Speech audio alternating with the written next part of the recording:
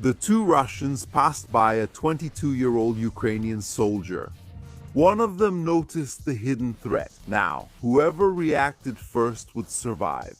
Further ahead, in another village, a Russian was saying his prayers while trying to escape the pursuit of the drones. Not far from there, a squad of Russian soldiers launched an assault to take a village in the direction of Pokrovsk. Russian rifles fired through the dust and smoke in an attack on a trench. Putin's war machines launched their rockets in the same direction, seeking out Ukrainian lives to extinguish. In their path, that young soldier had a dangerous mission to accomplish.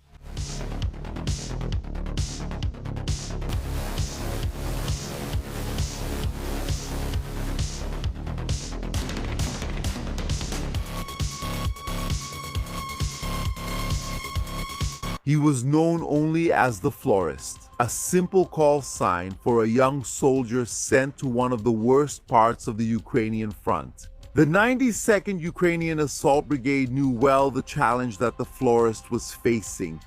He was in a sector where some of the most terrible images of the war could be seen. Many times, Russian soldiers were hit by drones. The injuries threw these men to the ground. Writhing in pain, one of them pulled a grenade from his belongings, kept especially for that moment to end his own pain. And that was not an isolated incident. The drones found these Russians alone or in small groups, hit them among the trees, and then watched them groan as they chose their fate, knowing they would not be rescued. Sent alone to find gaps beyond Pokrovsk or to die. There was no other possibility for those who walked alone on that front. The Russians tried to support these men with heavy artillery. The rockets rose into the sky, trying to hit the Ukrainian assault troops farther ahead, including Florista's unit, as well as the defensive groups.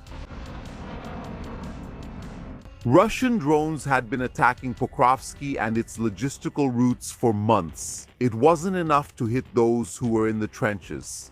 The Russians wanted to put an end to the rotations and supplies of the troops in the area. The fall of the city had happened between January and February of 2026, but the battles there had started 2 years earlier.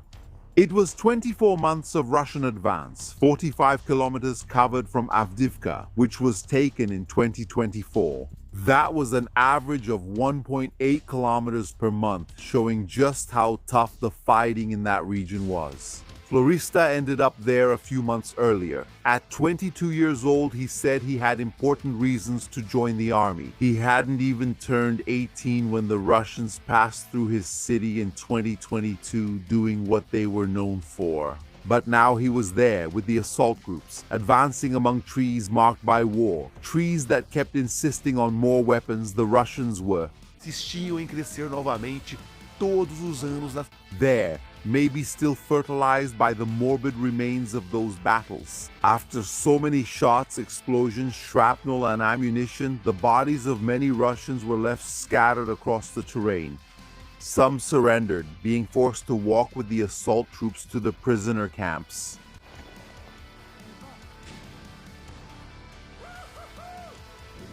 Others became corpses lying in the holes they had dug to defend themselves. They were places where the soldiers might have rested side by side with the living and the dead before leaving behind the result of the battle. That would feed the trees in the next season.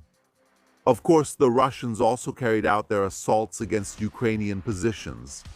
The lucky men managed to walk in small groups or meet up with their comrades at the positions they had reached. Without being seen by drones, they looked for trenches they could surprise. When that was part of their orders, the Russians approached carefully, letting silence precede chaos.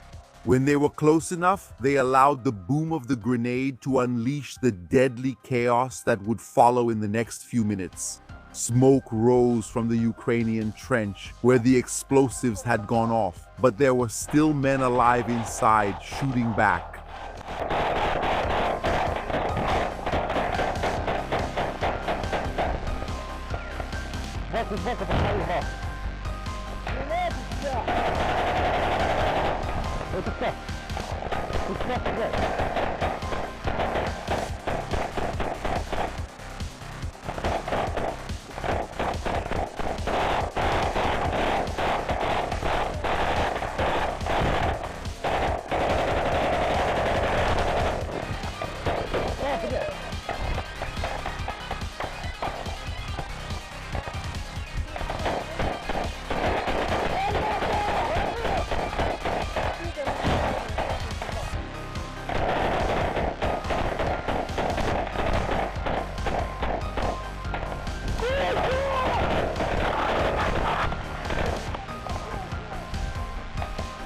The rifles were raised over the mounds of earth, firing their deadly shots at the enemies.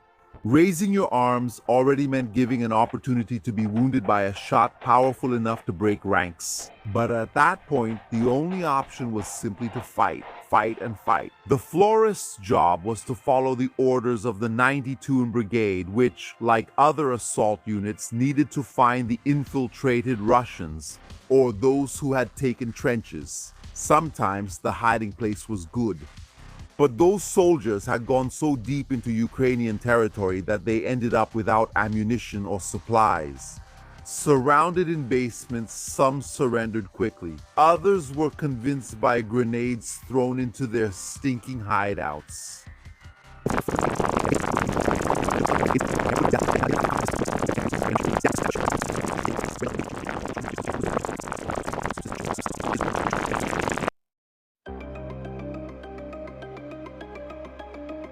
O florista vivia em Irpin no momento da invasão.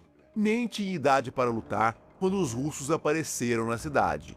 Mas viu homens velhos de barba branca e com o peso da idade nas costas, caminhando com a casa nas mãos e tentando conter o avanço implacável das tropas russas. Naqueles dias era uma guerra totalmente diferente. O poder russo avançava como uma onda, com seus blindados destruindo o mundo em que o florista vivia. O jovem ucraniano sabia que a guerra havia começado em 2014, mas aqueles anos de conflito não eram nada comparados àquele momento. Ocasionalmente, as forças armadas ucranianas, ainda desorganizadas, conseguiam montar emboscadas que transformavam a vida dos russos em um inferno, tentando mostrar que aquele conflito não seria um simples passeio. Era comum que grandes potências como Estados Unidos e Rússia imaginassem que qualquer invasão a outro país seria fácil, dada a discrepância tecnológica e militar. Mas, com o tempo, aquilo se tornou um horror não apenas para os ucranianos, mas também para os russos. Em 2026, os russos ainda estavam avançando. As longas colunas militares haviam desaparecido. Nem mesmo em seus desfiles militares eles exibiam tantos tanques como antes. Agora, a estratégia era enviar pequenos grupos de homens, às vezes em carros quase destruídos ou em outros veículos improvisados. Os ucranianos viram um desses grupos se aproximando. O drone avisou os soldados que estavam na defesa. Talvez por algum capricho sádico da guerra, os russos pararam bem em frente ao esconderijo ucraniano. Um dos defensores já estava a postos, apenas esperando o momento de apertar o gatilho. Um dos soldados de Moscou correu para trás do carro, mas os outros mal tiveram tempo de reagir quando as munições atravessaram o portão e começaram a rasgar seus corpos. Um deles, diante dos cadáveres dos amigos, sacou um RPG e disparou contra uma das casas da propriedade. Lá dentro havia outro soldado ucraniano, que preferiu não sair de seu esconderijo, mas apenas defender a posição de onde estava. A explosão não o atingiu. Também não afetou o primeiro ucraniano, que já tentava flanquear os inimigos. Mas havia outro russo caminhando naquela direção, e foi por pouco que ele não foi alvejado. Recuou cambaleante para se proteger. Seria difícil resistir sozinho, mas na guerra moderna, raramente alguém está completamente sozinho ou invisível. A morte sempre será assistida de alguma maneira. Os drones vieram em apoio. Primeiro foi um kamikaze, que explodiu junto dos russos.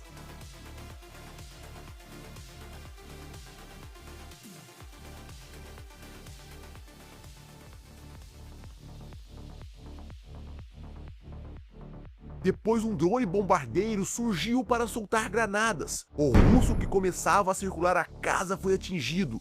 A detonação encerrou o que poderia ter sido seu momento de glória. Agora restava apenas um deles.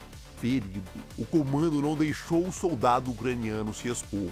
O drone kamikaze procurou o russo.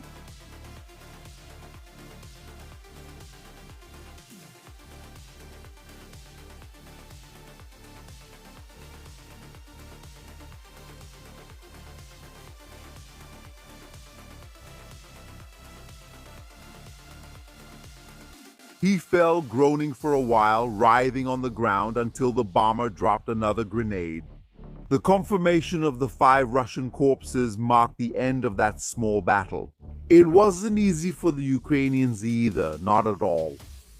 Despite the decline in the quality of Russian troops, there were still some very competent assault groups, like one of those that reached Novorodivka on the way to Pokrovsk. They skillfully advanced between the buildings, starting a firefight with the Ukrainians and throwing grenades through cracks and windows. The Russians surrounded each of the rooms where the Ukrainians were hiding.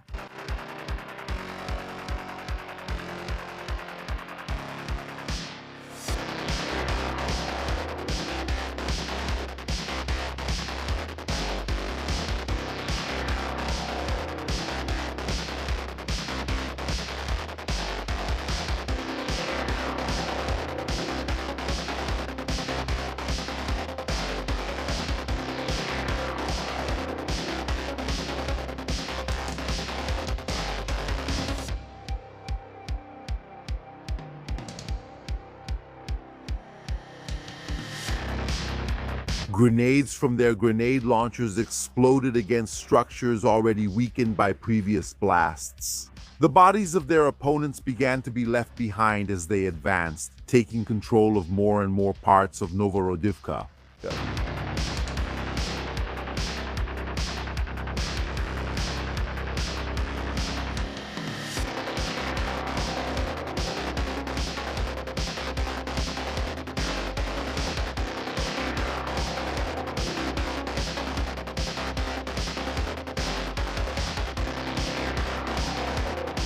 When it was difficult to remove a Ukrainian from a position, the Russians would organize to throw anti-tank mines into the buildings.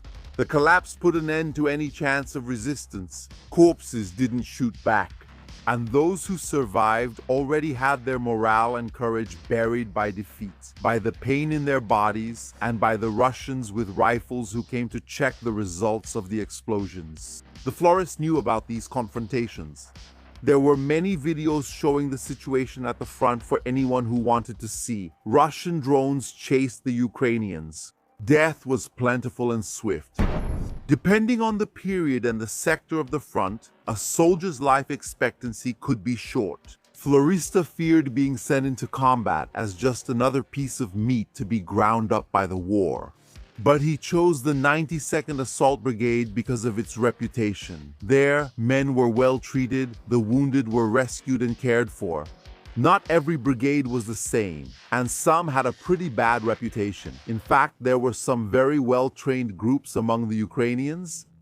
Special forces and assault units kept up constant training to stay sharp and ready for the tough missions they were given. When the initial explosion marked the beginning of the battles, blood boiled and you needed to have a prepared mind to withstand the tense situations that would follow.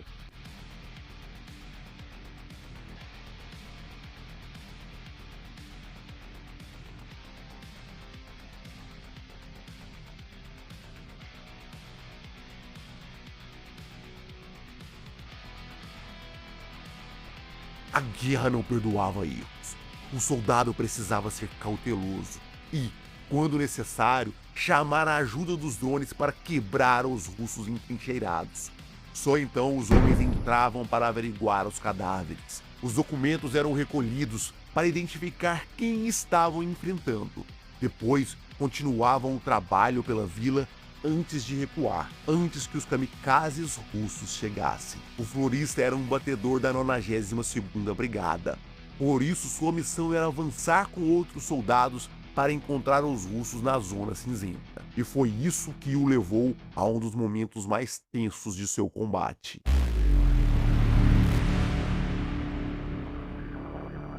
The multiple shots from the Russian rocket launchers would scare anyone.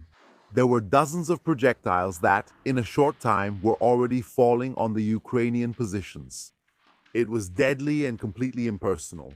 Just a wave of destruction, unlike the drones, which marked the faces of the soldiers they hunted. It was horrible to be chased by one of those kamikazes. It felt like there was no way to escape. In the comments on the internet, there were several magical solutions, but the reality was much more complicated. Anti-drone nets were hard to get and could get tangled in obstacles.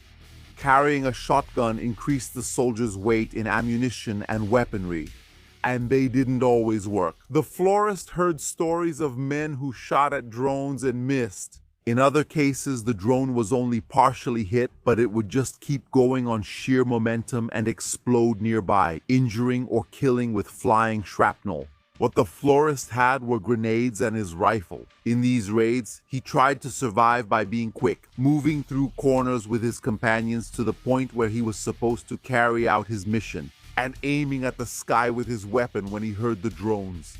He used the CZ Bren 2 made in the Czech Republic.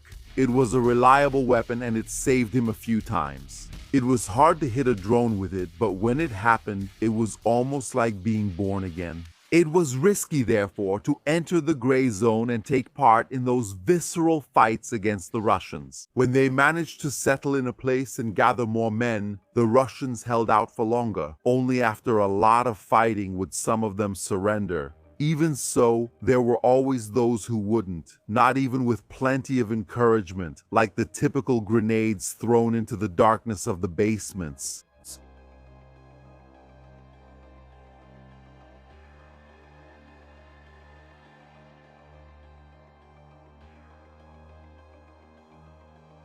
Era preciso se manter atento.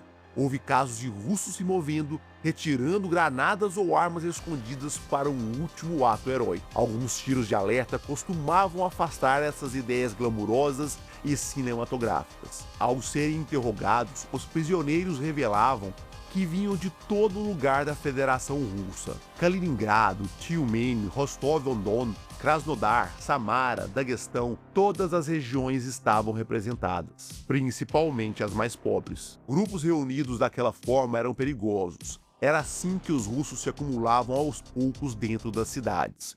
Ocasionalmente, ainda havia concentrações maiores, mas isso logo era detectado pelos drones. A artilharia era acionada, ou então pequenos bombardeiros e kamikazes voavam para atacar os russos ainda a quilômetros de seu objetivo. As peças de guerra eram transformadas em sucata antes mesmo de chegarem perto de sua rota. Os soldados que sobravam eram mortos em grupo ou individualmente, desaparecendo no meio das explosões. Com o tempo não restava mais nada além de destruição. Muitas vezes, a chance deles era usar motos ou quadriciclos, mas eram perseguidos pelos drones da mesma maneira. Por isso, era mais comum tentarem seguir a pé, atravessando diretamente as brechas ucranianas. Um homem cansado caminhava por quilômetros, quando ainda tinha energia, tentava procurar rotas com maior chance de ocultação. Mas, com o tempo, o cansaço e a tensão levavam a decisões piores.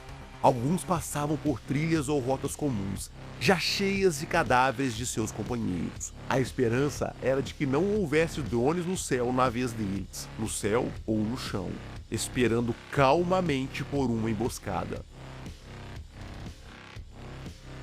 A Russian and his companions stopped on one of these paths of destruction after being warned by another soldier. There was a drone in the sky. They looked up, searching, and they only found out where it was when an impact lit up their vision and their lungs filled with smoke. The Russian got up with difficulty, seeing the scene of his companion burning on top of the Desert Cross 1000. He pulled his friend, trying to get him out of the flames, but what fell to the ground was a shattered body, with legs hanging randomly, not following the direction of the body. He pulled that soon-to-be corpse and tried to help with a tourniquet on what was left of one of the legs. It was a scene that would stay in a man's mind forever. Two other Russians tried to approach on motorcycles. The Florist knew they were advancing in that direction. The two jumped off their bikes and looked for cover as soon as they heard the sound of the drone. Their vehicles were destroyed in large explosions. Then came the moment to hunt the soldiers. The kamikazes, the surveillance drones, and the bombers were in the sky looking for threats. 2 soldiers were assigned to take out that pair of Russians. They walked through the village, shooting when necessary and using grenades in the basements. It was a standard procedure, but a careful one. Meanwhile, the drones hunted. The Russians prayed, knowing there was a lens on them, a lens that would perfectly indicate the moment of their deaths. The bombs detonated in the houses, destroying more and more structures where they could hide. They ran while they still had energy and while there was still somewhere standing, and then they disappeared among the hiding places. The Florist had trained for these moments. He moved forward as a scout. The mission was to infiltrate advanced positions and operate from the so-called gray zone, gathering real-time intelligence about the enemy. He needed to identify trenches, minefields, fortifications, and supply routes. It was at that moment that he heard the sound in the distance. Today, the Russian motorcycles were approaching. If those men had arrived quietly on foot, it might have been the end for the Florist. But he and his companion remained hidden, just watching the Russians pass by. The Russian who was coming behind saw them. His reaction was to speed up the motorcycle. As soon as the noise of the engine grew louder, the sound of the hippie followed it. The Florist shot until both of them fell. Then he kept shooting until he was sure they were dead. There was no room for mistakes. He was 22 years old and had months left on his contract. In a war of old men, there were many boys who wanted to be heroes. The Florist didn't. He just wanted to fight for Ukraine and survive the waves of Russian attacks. War movies were left behind. Now he only watched short videos of heroes dying in his country and soldiers trying to survive in the midst of chaos. The Florist just hoped to live to see his next birthday. He didn't want to be young forever in a photo on a grave with a flag. He wanted to see the end of that conflict, although he was almost certain he would never see the end of the war. He felt he would never have peace again. The conflict between Russia and Ukraine could end in the coming years, and after it was over, the war would stay with the Florist forever.